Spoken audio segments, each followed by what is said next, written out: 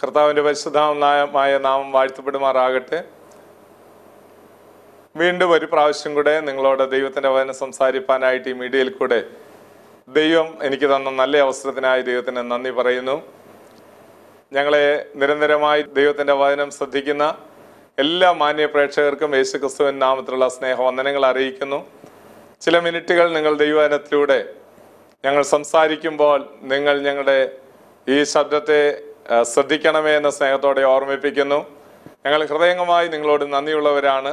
ലോകത്തിൻ്റെ വിവിധ സ്ഥലങ്ങളിൽ ഇരുന്നു കൊണ്ട് വിവിധ മാധ്യമങ്ങളിലൂടെ TV ചാനലിലൂടെയും യൂട്യൂബിലൂടെയും നെറ്റ് വഴിയും ഒക്കെ ദൈവത്തിൻ്റെ വചനം കേൾക്കുന്ന ഓരോ മക്കളെയും ദൈവം ധാരാളമായി അനുഗ്രഹിക്കട്ടെ. നിങ്ങൾ ഈ വചനത്താൽ അനുഗ്രഹിക്കപ്പെടട്ടെ എന്ന് ഞങ്ങൾ പ്രാർത്ഥിക്കുന്നു. ധാരാളം പേർക്ക് ഇത് അനുഗ്രഹമാണെന്ന് ഞങ്ങളോട് അറിയിക്കുന്നു, വിളിച്ചറിയിക്കുന്നു, ഇമെയിലിലൂടെ ഞങ്ങളെ അറിയിക്കുന്നു. ഇത് വളരെ അതുകൊണ്ട് പ്രോത്സാഹനജനകമായ കാര്യമാണ്. നിങ്ങൾ അങ്ങനെ അനുഗ്രഹിക്കപ്പെടുന്നെങ്കിൽ ഞങ്ങളെ വിളിച്ചു പറയുവാനായിട്ട് മടിക്കരുത്. നിങ്ങൾക്ക് അത് അനുഗ്രഹമായി മാറും. അതുപോലെ തന്നെ ധാരാളം ആളുകൾ ഇത് കേൾക്കാത്തവർ, അറിയാത്തവരുണ്ട്. അവരെ കൂടെ ഈ പ്രോഗ്രാമിനെ കുറിച്ച് നിങ്ങൾ ഇൻട്രൊഡ്യൂസ് ചെയ്യുന്നത് നല്ലതായിരിക്കും. നിങ്ങളുടെ ജീവിതത്തിൽ ഇത് അനുഗ്രഹപ്രദമായി തീർന്നെങ്കിൽ, അതുപോലെ തന്നെ നിങ്ങളുടെ പ്രാർത്ഥനാ വിഷയങ്ങളുണ്ടെങ്കിൽ നിങ്ങൾ ഞങ്ങളെ വിളിച്ച് അറിയിക്കണം.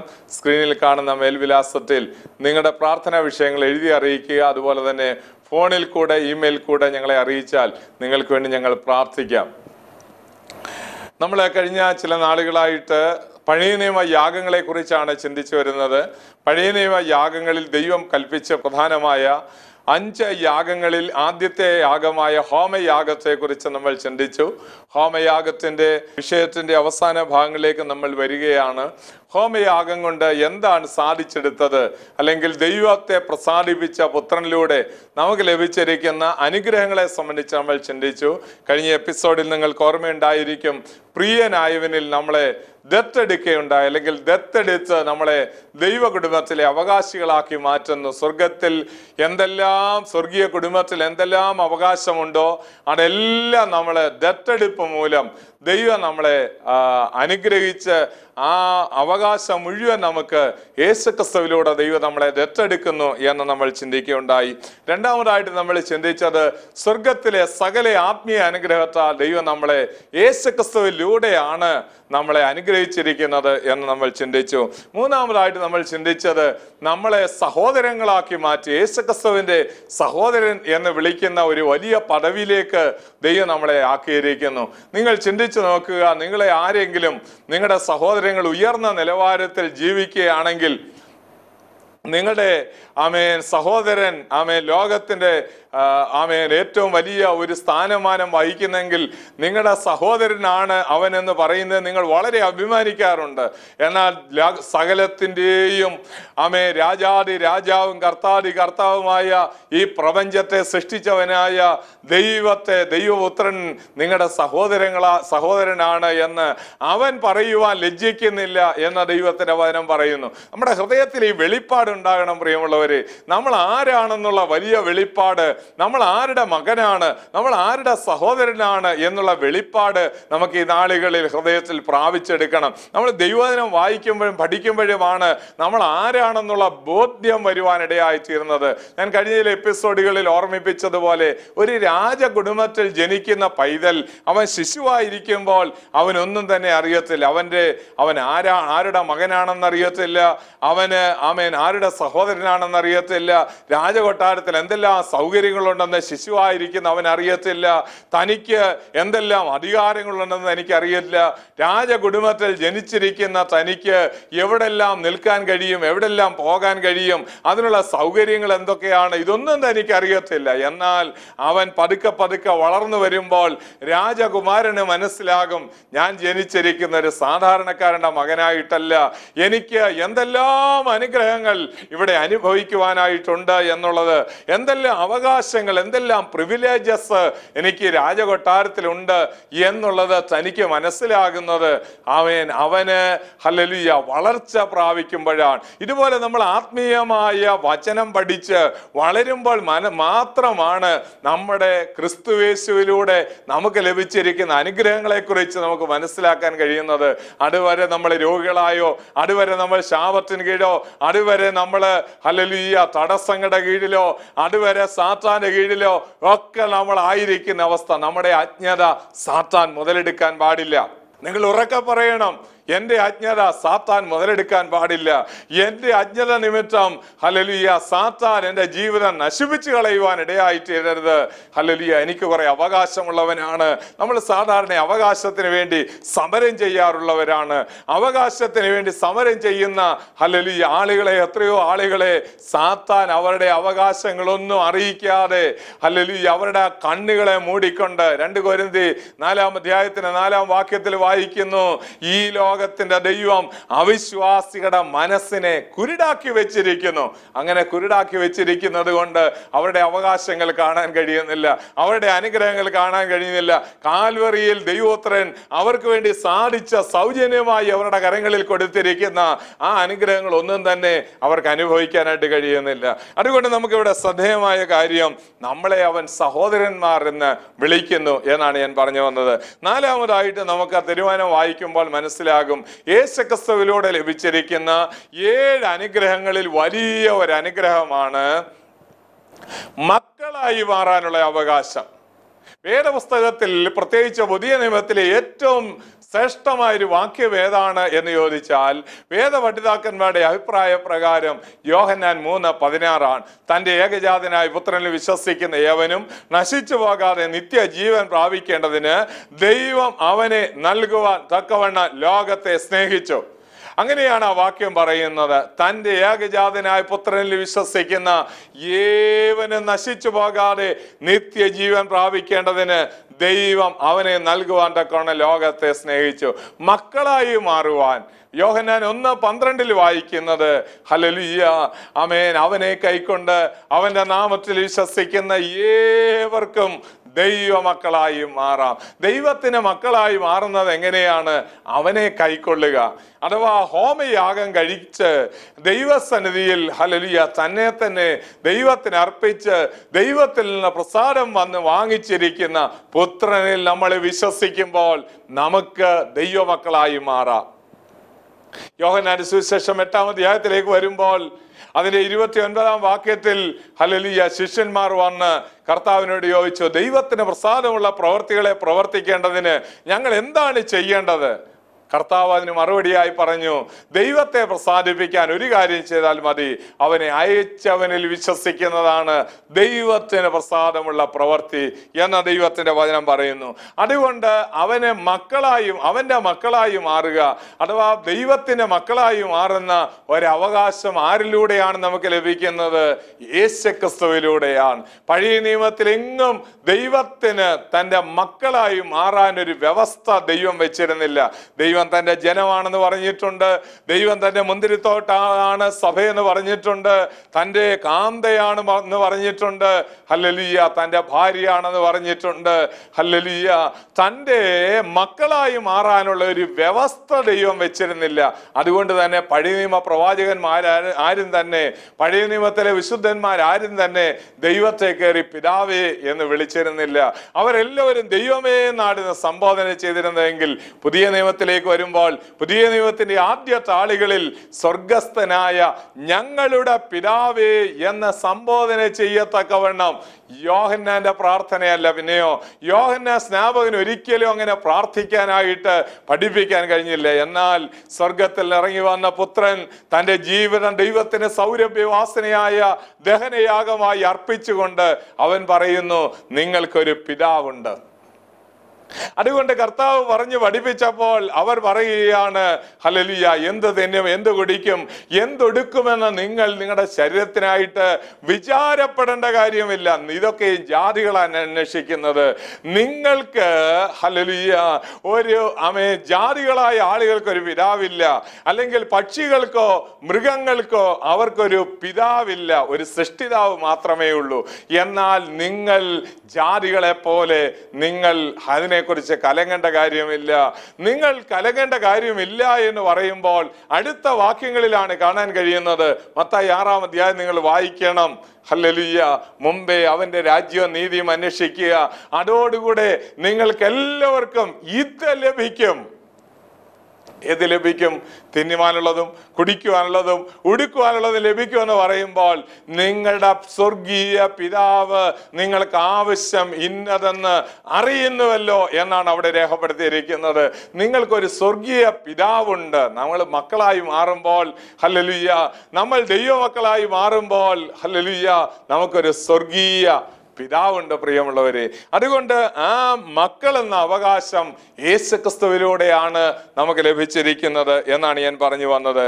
അടുത്തതായിട്ട് നമുക്ക് അഞ്ചാമതായിട്ട് യേശുക്രിസ്തുവിലൂടെ നമുക്ക് ലഭിച്ചിരിക്കുന്ന വലിയൊരു അനുഗ്രഹം എന്ന് പറയുന്നത്, നമ്മൾ യോഹന്നാന്റെ സുവിശേഷം 16-ാം അധ്യായത്തിന്റെ 1-ാം വാക്യത്തിലേക്ക് പോകുമ്പോൾ അവിടെ ഒരു വാക്യം കർത്താവ് തന്റെ ശിഷ്യന്മാരോട് പറഞ്ഞു. യോഹന്നാൻ 16:1 അവിടെ വായിക്കുന്നത്, നിങ്ങൾ എങ്കിൽ ഇടറിപ്പോകാതിരിപ്പാൻ ഞാനിത് നിങ്ങളോട് സംസാരിച്ചിരിക്കുന്നു. ലോകത്തിൽ എല്ലാവരും ഇടറിപ്പോകുന്ന ഒരു അവസ്ഥയാണുള്ളത്. എന്നാൽ ഇടറിപ്പോകാതിരിപ്പാൻ ഞാൻ ഈ കാര്യം നിങ്ങളോട് പറഞ്ഞിരിക്കുന്നു, അഥവാ വചനം നിങ്ങളോട് പറഞ്ഞിരിക്കുന്നു. എന്നിട്ട് പറയുകയാണ്, എൻ്റെ പിതാവിൻ്റെ ഭവനത്തിൽ അനേക വാസസ്ഥലങ്ങൾ ഉണ്ട്, ഇല്ലെങ്കിൽ ഞാൻ നിങ്ങളോട് പറയുമായിരുന്നു. ഞാൻ നിങ്ങൾക്ക് സ്ഥലമൊരുക്കിയാൽ ഞാൻ ഇരിക്കുന്ന ഇടത്ത് നിങ്ങളും വന്ന് ഇരിക്കേണ്ടതിന് നിങ്ങളെ എൻ്റെ അടുക്കൽ ചേർത്തുകൊള്ളും എന്ന് പറഞ്ഞിരിക്കുന്നു. ദൈവത്തിന് സ്തോത്രം. യോഹന്നാൻ 14:1 പറയുന്നു, നിങ്ങളുടെ ഹൃദയം കലങ്ങിപ്പോകരുത്, ദൈവത്തിൽ വിശ്വസിപ്പീൻ, എന്നിലും വിശ്വസിപ്പീൻ. എൻ്റെ പിതാവിൻ്റെ ഭവനത്തിൽ അനേക വാസസ്ഥലങ്ങളുണ്ട്, ഇല്ലെങ്കിൽ ഞാൻ നിങ്ങളോട് പറയുമായിരുന്നു. ഞാൻ നിങ്ങൾക്ക് സ്ഥലം ഒരുക്കുവാൻ പോകുന്നു. ഞാൻ പോയി നിങ്ങൾക്ക് സ്ഥലം ഒരുക്കിയാൽ ഞാൻ ഇരിക്കുന്ന ഇടത്ത് നിങ്ങളും ഇരിക്കേണ്ടതിന് പിന്നെയും വന്ന് നിങ്ങളെ എൻ്റെ അടുക്കൽ ചേർത്തുകൊള്ളും എന്ന് പറഞ്ഞിരിക്കുന്നു. പ്രിയമുള്ളവരെ, നമ്മുടെ ജീവിതത്തിൽ കർത്താവിനെ ഹല്ലേലൂയ രക്ഷകനായിട്ട് സ്വീകരിച്ചാൽ നമുക്ക് വേണ്ടി യേശുക്രിസ്തുവിൽ നമുക്കൊരു വീട് അവിടെയുണ്ട്. 2 കൊരിന്ത്യർ 5-ാം അധ്യായത്തിന്റെ 1-ാം വാക്യത്തിൽ പൗലോസ് അതുകൊണ്ട് പറയുന്നു, കൂടാരമായ ഞങ്ങളുടെ ഈ ഭവനം അഴിഞ്ഞുപോയാൽ കൈപ്പണിയല്ലാത്ത ദൈവത്തിന്റെ ദാനമായൊരു കെട്ടിടം സ്വർഗത്തിൽ ഞങ്ങൾക്കുണ്ട്. ഹല്ലേലൂയ. വാർദ്ധക്യത്തിലേക്ക് നടന്നു നീങ്ങിക്കൊണ്ടിരിക്കുന്ന അടുത്തുകൊണ്ടിരിക്കുന്ന പത്രോസിന്റെ ലേഖനത്തിൽ താൻ എഴുതുകയാണ്, ഈ കൂടാരം പൊളിഞ്ഞു പോകുവാൻ അടുത്തിരിക്കുന്നു, എന്നാൽ നിത്യകൂടാരങ്ങളിൽ നമ്മൾ ചെന്ന് പാർക്കും എന്നുള്ളത് തനിക്ക് നല്ല ബോധ്യമുണ്ടായിരുന്നത് കൊണ്ട് ദൈവദാസന്റെ അന്തരാത്മാവിൽ വലിയ സന്തോഷം എന്താണ്? ഹല്ലേലൂയ, തൻ്റെ ഈ കൂടാരമായ ഈ ഭവനം അഴിഞ്ഞു പോകുമ്പോൾ ദൈവത്തിന്റെ ദാനമായ സ്വർഗത്തിൽ ഒരു വീട് എനിക്കുണ്ട്. എന്നെ കേട്ടുകൊണ്ടിരിക്കുമ്പോൾ ഹല്ലേലൂയ, നിങ്ങളുടെ അന്തരാത്മാവിൽ ആ സന്തോഷമുണ്ടോ? ഈ കാണുന്ന ലോകത്തിലെ എല്ലാ വീടുകളും എല്ലാ കൂടാരങ്ങളും അഴിഞ്ഞു പോകുന്നതാണ്. ഇതെല്ലാം ഇവിടെ തീക്കായി ശേഷിച്ചിരിക്കുമ്പോൾ 1 നിലയോ 2 നിലയോ ഹല്ലേലൂയ അല്ലെങ്കിൽ 3 നിലയോ ഉള്ള എത്ര മനോഹരമായ വീടുകളും കൊട്ടാരമായാലും വിട്ടേ മതിയാവൂ, കോട്ടയ്ക്കകത്ത് മൃത്യു കയറി ചെല്ലും എന്ന പാട്ടുകാരൻ പാടുകയുണ്ടായി. പ്രിയമുള്ളവരെ, അതുകൊണ്ട് നമ്മുടെ ഈ കൂടാരം അഴിഞ്ഞു പോകുമ്പോൾ കൈപ്പണിയല്ലാത്ത ദൈവത്തിന്റെ ഒരു കെട്ടിടമുണ്ട്. അകത്ത് ഞരങ്ങിക്കൊണ്ടിരിക്കുന്ന ദൈവം ഇതിനറിയാം, ഈ ഫ്രെയിം പൊട്ടി ഒരു നാളിൽ നമ്മൾ നിത്യ കൂടാരത്തിൽ പ്രവേശിക്കും. 5-ാമതായിട്ട് നമുക്ക് പഠിക്കാൻ കഴിയുന്നു, നമുക്ക് ദൈവം ഒരു വീട് ഒരുക്കിയിരിക്കുന്നു. ആ വീട്ടിലേക്ക് നമ്മൾ പറന്നു പോകേണ്ടവരാണ്. ഹല്ലേലൂയ, നമുക്ക് ആ വീട് യേശുക്രിസ്തു മുഖാന്തരമാണ് ലഭിച്ചിരിക്കുന്നത്. വിശ്വസിക്കുന്ന സമയത്ത് തന്നെ നമ്മുടെ അന്തരാത്മാവിൽ ഒരു നല്ല ഉറപ്പ് ലഭിച്ചിരിക്കുന്നു. ഞാനിന്ന് മരിച്ചാൽ നിത്യസ്വർഗത്തിൽ നിത്യതയിൽ കോടാനുകോടി വിശുദ്ധന്മാർ പാർക്കുന്ന ആ സ്വർഗീയ യെരൂശലേമിൽ ഞാൻ ചെന്ന് ചേരും. പുത്തനാം യെരൂശലേമിൽ ഞാൻ പാർക്കും. ദൈവസഭയ്ക്ക് വേണ്ടി ഒരുക്കുന്ന ആ മണിമകുടത്തിൽ ഞാൻ ചെന്ന് ചേരും. ദൈവത്തിന് സ്തോത്രം. 6-ാമതായിട്ട് നമുക്ക് വായിക്കാൻ കഴിയുന്നത് ഹല്ലേലൂയ, എഫെസ്യ ലേഖനം 2-ാം അധ്യായത്തിന്റെ 14-ാം വാക്യത്തിലേക്ക് പോകുമ്പോൾ അവിടെ നമുക്ക് ലഭിച്ചിരിക്കുന്ന മറ്റൊരു അനുഗ്രഹം കാണുവാനായിട്ട് കഴിയുന്നു. ഹല്ലേലൂയ, 5 കാര്യങ്ങൾ ഞാനിപ്പോൾ പറഞ്ഞു. 1, പ്രിയനായവനിൽ നമ്മളെ ദത്തെടുത്തു. 2, സ്വർഗത്തിലെ സകല ആത്മീയ അനുഗ്രഹങ്ങളും ദൈവം നമുക്ക് തന്നു. എഫെസ്യർ 1-ന്റെ 3-ാം വാക്യം. 3-ാമതായിട്ട് പറഞ്ഞു, നമ്മളെ സഹോദരന്മാരാക്കി മാറ്റിയിരിക്കുന്നു. യേശുക്രിസ്തുവിന്റെ സഹോദരന്മാർ എന്ന വലിയ പദവി നമുക്ക് യേശുക്രിസ്തു യാഗമായി തീർന്നുകൊണ്ട് ലഭിച്ചിരിക്കുന്നു.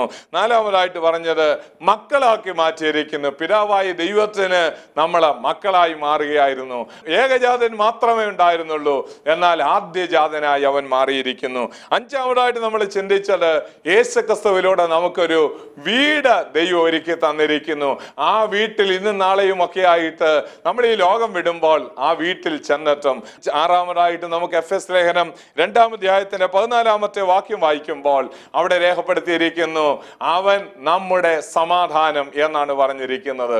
അവൻ നമ്മുടെ സമാധാനം, അവൻ നമ്മുടെ സമാധാനമാണെന്ന് പറഞ്ഞിരിക്കുമ്പോൾ ഹല്ലേലൂയ, ലോകത്തിൽ സമാധാനം തരുവാൻ കഴിവുള്ള ഏത് മത നേതാവുണ്ട് പ്രിയമുള്ളവരെ?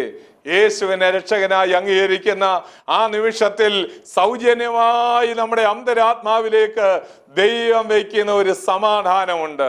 ആ സമാധാനത്തിന്റെ പേര് ജയിലിൽ കിടന്നുകൊണ്ട് താൻ ഒരു ലേഖനം എഴുതുമ്പോൾ പൗലോസ് പറയുന്നു, സകല ബുദ്ധിയെയും കവിയുന്ന ദൈവിക സമാധാനം ക്രിസ്തുയേശുവിൽ നിങ്ങളുടെ ഹൃദയങ്ങളിൽ വാഴട്ടെ എന്ന് പൗലോസ് പറയുകയാണ്. താൻ ഒരു ജയിലിൽ കിടക്കുമ്പോഴും ആകുലതയില്ല, താൻ ജയിലിലെ ശിക്ഷ അനുഭവിക്കുമ്പോൾ ഒരാകുലതയില്ല, അസമാധാനമില്ല. സമാധാനത്തിന്റെ ദൈവം, സ്തോത്രം. റോമാലേഖനം 15-ാം അധ്യായത്തിന്റെ 20-ാം വാക്യത്തിൽ വായിക്കുന്നത്, സമാധാനത്തിന്റെ ദൈവമോ വേഗത്തിൽ സാത്താനെ നിങ്ങളുടെ കാൽ കീഴെ ചതച്ചു കളയുമെന്ന് പറഞ്ഞിരിക്കുന്നു. നമുക്ക് സമാധാനം എപ്പോഴാണ് വേണ്ടത്? പ്രക്ഷുബ്ധമായ അന്തരീക്ഷത്തിന് നടുവിൽ സമാധാനവും ശാന്തതയും വരുത്തുവാൻ ആമേൻ കർത്താവിന് മാത്രമേ കഴിയുള്ളൂ.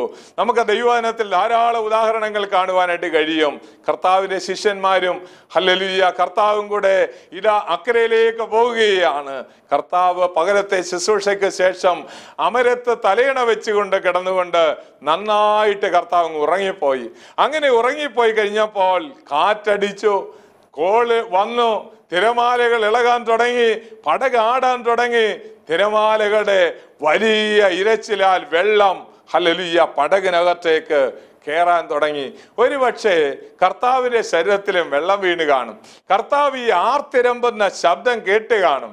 നല്ല ഉറക്കത്തിൽ കർത്താവ് ഇതെല്ലാം കേൾക്കുന്നുണ്ടെങ്കിലും കർത്താവിന് ഒരു കാര്യം ഉറപ്പുണ്ടായിരുന്നു, ഞാനുള്ള കാലത്തോളം, സൃഷ്ടിതാവായ ഞാൻ ഈ പടകിലുള്ള കാലത്തോളം ഒരിക്കലും ഈ പടക് താഴുകയില്ല, ഈ പടക് മറിയുകയില്ല, ഈ പടക് കൊടുങ്കാറ്റടിച്ച് കവന്നു പോകുകയില്ല, ഇവരാരും തന്നെ നശിച്ചു പോകുകയില്ല. ജീവിത പടകിൽ യേശുവുള്ള ദൈവത്തിന്റെ വൈതല് കാറ്റും കോളും തിരമാലകളും എല്ലാം പിശാച് ചുറ്റി നിന്നെ ധാരാളം പ്രാവശ്യം ഉപദ്രവിച്ചു എന്ന് വരാം. ലോകത്തിലുള്ള ഇരുളിന്റെ ശക്തികൾ മുഴുവനായി, പാതാള സേനകൾ മുഴുവൻ നിനക്കെതിരായി വന്നാലും ഞാൻ ഒരു കാര്യം വിളിച്ചു പറയുന്നു, യേശുള്ള പടക് ഒരിക്കലും താണു പോകുകയില്ല. യേശുള്ള പടകിൽ യേശു ഉറങ്ങുകയായിരിക്കാം, പക്ഷേ യേശു പറയുന്നു ഹല്ലേലൂയ, കാറ്റ് അടങ്ങ, കടലേ ശാന്തമാക എന്ന് പറഞ്ഞു കഴിഞ്ഞപ്പോൾ വലിയ ശാന്തതയുണ്ടായി എന്ന ദൈവത്തിന്റെ വചനം പറയുന്നു. വലിയ ശാന്തത, ഹല്ലേലൂയ, സമാധാനം. അവൻ നമ്മുടെ സമാധാനം എന്ന് പറയുമ്പോൾ നമ്മുടെ അന്തരാത്മാവിൽ ഒരു കാര്യം ഓർത്തുകൊള്ളുക, ഹല്ലേലൂയ, യേശു നമുക്ക് സമാധാനം തന്നാൽ വലിയ സമാധാനമായിരിക്കും.